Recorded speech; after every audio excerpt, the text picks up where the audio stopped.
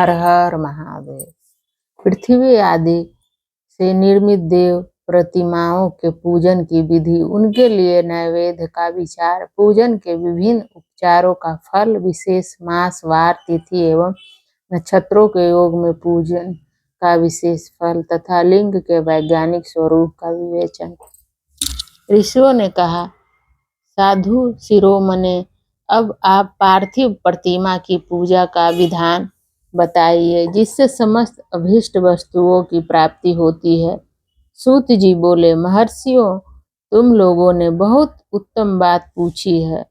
पार्थिव प्रतिमा का पूजन सदा संपूर्ण मनोरथ को देने वाला है तथा दुख का तत्काल निवारण करने वाला है।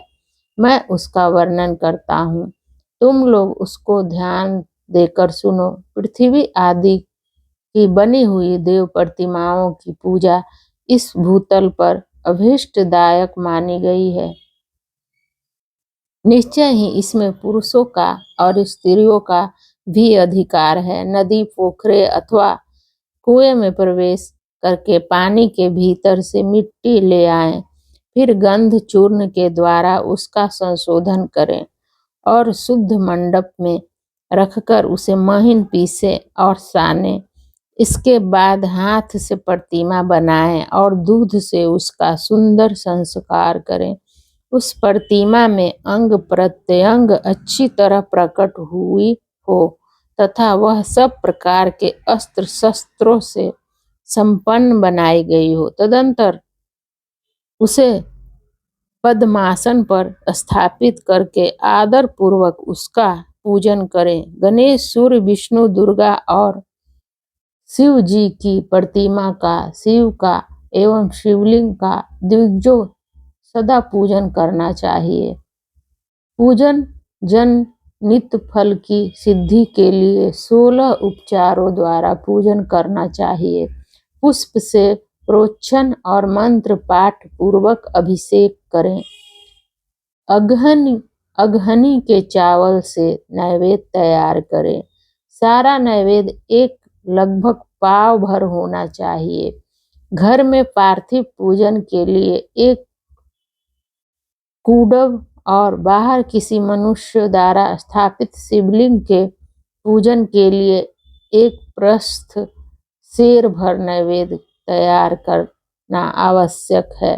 ऐसा जानना चाहिए, देवताओं द्वारा स्थापित शिवलिंग के लिए 3 शेर नैवेद्य अर्पित करना उचित है और स्वयं प्रकट हुए स्वयंभू लिंग के लिए 5 शेर। ऐसा करने पर पूर्ण फल की प्राप्ति समझनी चाहिए। इस प्रकार सहस्त्र बार पूजा करने से द्विज सत्यलोक को प्राप्त कर लेता है।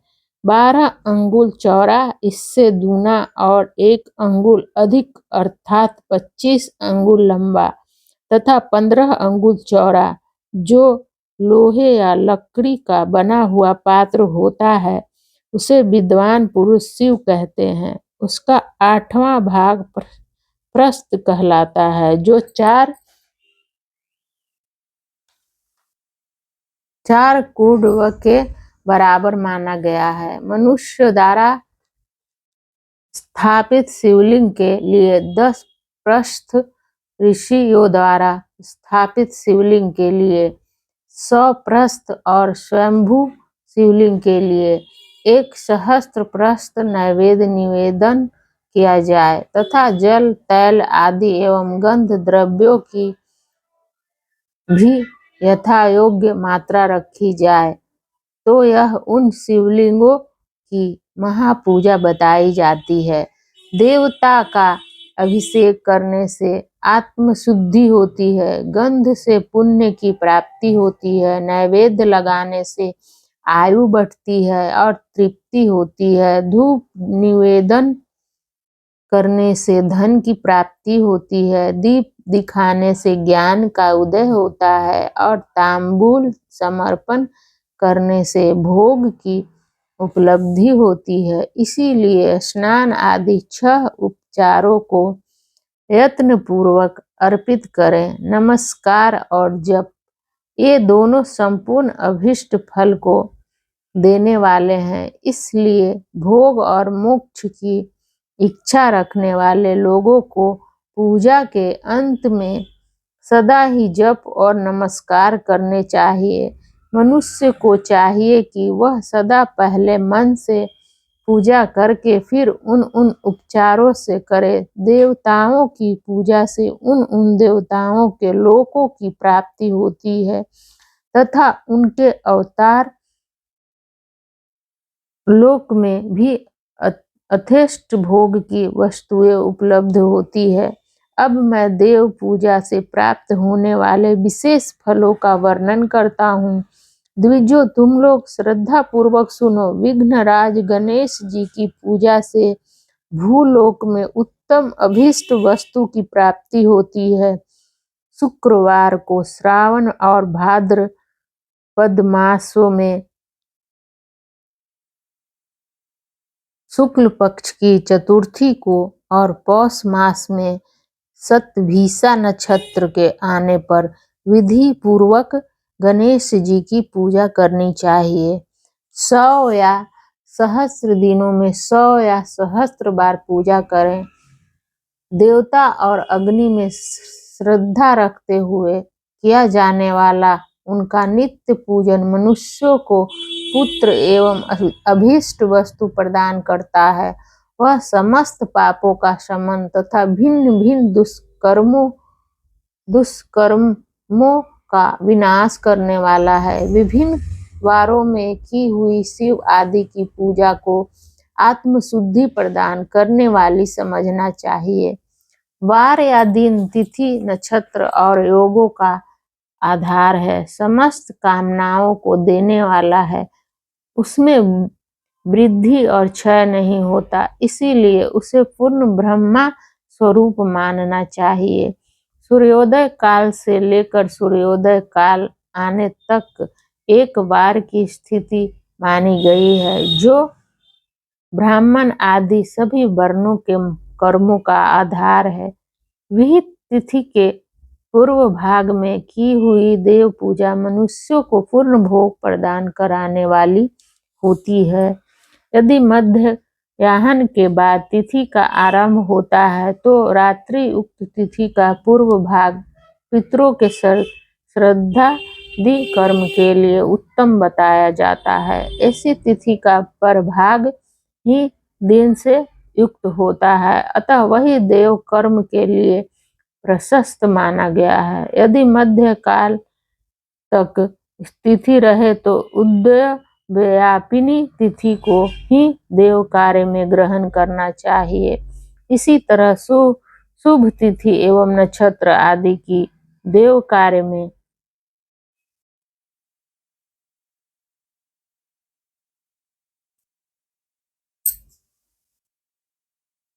पूजा और जप आदि करने चाहिए। वेदों में पूजा शब्द के अर्थ की इस प्रकार योजना की गई है।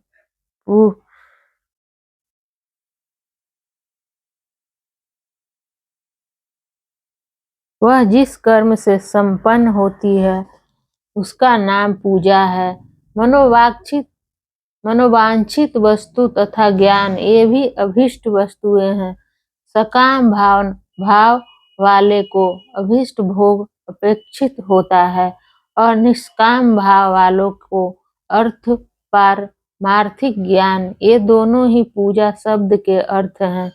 इनकी योजना करने से ही पूजा शाब्दिक सार्थकता है। इस प्रकार लोक और वेद में पूजा शब्द का अर्थ विख्यात है। नित्य और नैवेदिक कर्म कालांतर में फल देते हैं, किंतु काम्य कर्म का यदि भली भांति अनुष्ठान हुआ हो तो वह तत्काल फल होता है। प्रतिदिन एक पक्ष, एक मास और एक वर्ष तक लगातार पूजा करने से उन कर्मों के फल की प्राप्ति होती है और उनसे वैसे ही पापों का क्रमशः क्षय होता है। प्रत्येक मास के कृष्ण पक्ष की चतुर्थी तिथि को की हुई महागणपति की पूजा एक पक्ष के पापों का नाश करने वाली और एक पक्ष तक उत्तम भोग रूपी फल देने वाली होती है। चैत्र मास में चतुर्थी को की हुई पूजा 1 मास तक किए गए पूजन का फल देने वाली होती है और जब सूर्य सिंह राशि पर स्थित हो उस समय भाद्रपद मास की चतुर्थी को की हुई गणेश जी की पूजा 1 वर्ष तक मनोवांछित भोग प्रदान करती है। ऐसा जानना चाहिए श्रावण मास के रविवार को हस्त नक्षत्र से युक्त सप्तमी तिथि को तथा माघ शुक्ला सप्तमी को भगवान सूर्य का पूजन करना चाहिए। ज्येष्ठ तथा भाद्रपद मास के बुधवार को श्रवण नक्षत्र से युक्त द्वादशी तिथि को तथा केवल द्वादशी को भी किया गया भगवान विष्णु का पूजन अभीष्ट संपत्ति को देने वाला माना गया है। श्रावण मास में की जाने वाली श्री हरि की पूजा अभीष्ट मनोरथ और आरोग्य प्रदान करने वाली होती है। अंगों एवं उपकरणों सहित पूर्वोक्त गौ आदि 12 वस्तुओं का दान करने से जिस फल की प्राप्ति होती है उसको द्वादशी तिथि में आराधना द्वारा श्री विष्णु की तृप्ति करके मनुष्य प्राप्त कर लेता है। जो द्वादशी तिथि को भगवान विष्णु के 12 नामों द्वारा 12 ब्राह्मणों का पूजन करता है वह उनकी प्रसन्नता प्राप्त कर लेता है।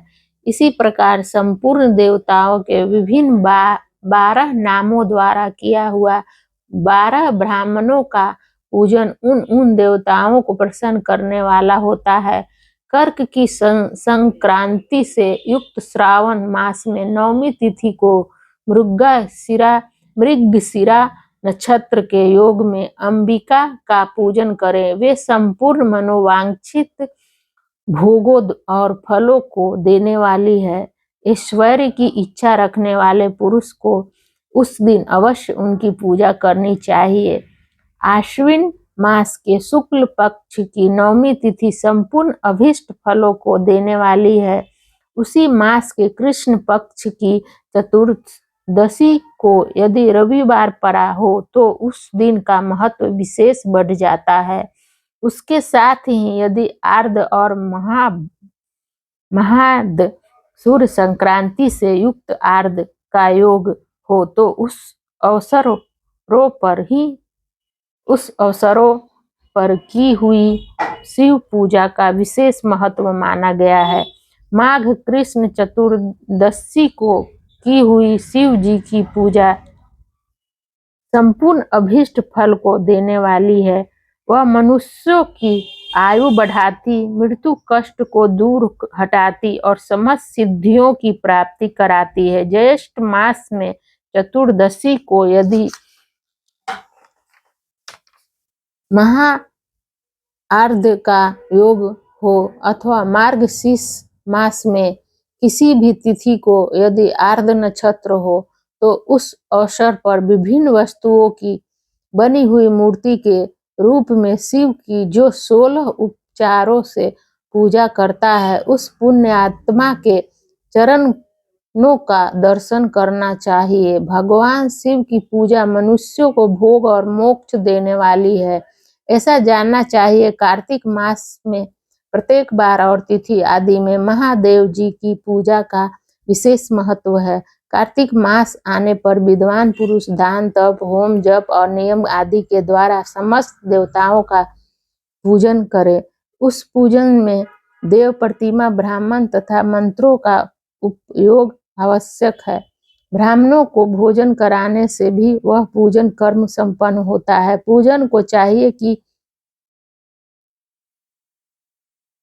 वह कामनाओं को त्याग कर पीड़ा रहित शांत हो देवाराधना में तत्पर रहे। कार्तिक मास में देवताओं का यजन पूजन समस्त भोगों को देने वाला, व्याधियों को हर लेने वाला तथा भूतों और ग्रहों का विनाश करने वाला है। कार्तिक मास के रविवार को भगवान सूर्य की पूजा करने और तेल तथा सूती वस्त्र देने से मनुष्यों के कोढ़ आदि रोगों का नाश होता है। हरे काली मिर्च वस्त्र और खीरा आदि का दान और ब्राह्मणों की प्रतिष्ठा करने से यक्ष की के रोग का नाश होता है। दीप और सरसों के दान से मिर्गी का रोग मिट जाता है। कृतिका नक्षत्र से युक्त सोमवार को किया हुआ शिवजी का पूजन मनुष्यों के महान दारिद्र्य को मिटाने वाला और संपूर्ण संपत्तियों को देने वाला है। घर की आवश्यकता सामग्रियों के साथ गृह और क्षेत्र आदि का दान करने से भी युक्त फल की प्राप्ति होती है। कृतिका युक्त मंगलवार को श्रीकंद का पूजन करने से तथा दीपक एवं घंटा आदि का दान करने से मनुष्यों को शीघ्र ही वाक सिद्धि प्राप्त हो जाती है। उनके मुंह से निकली हुई हर एक बात सत्य होती है।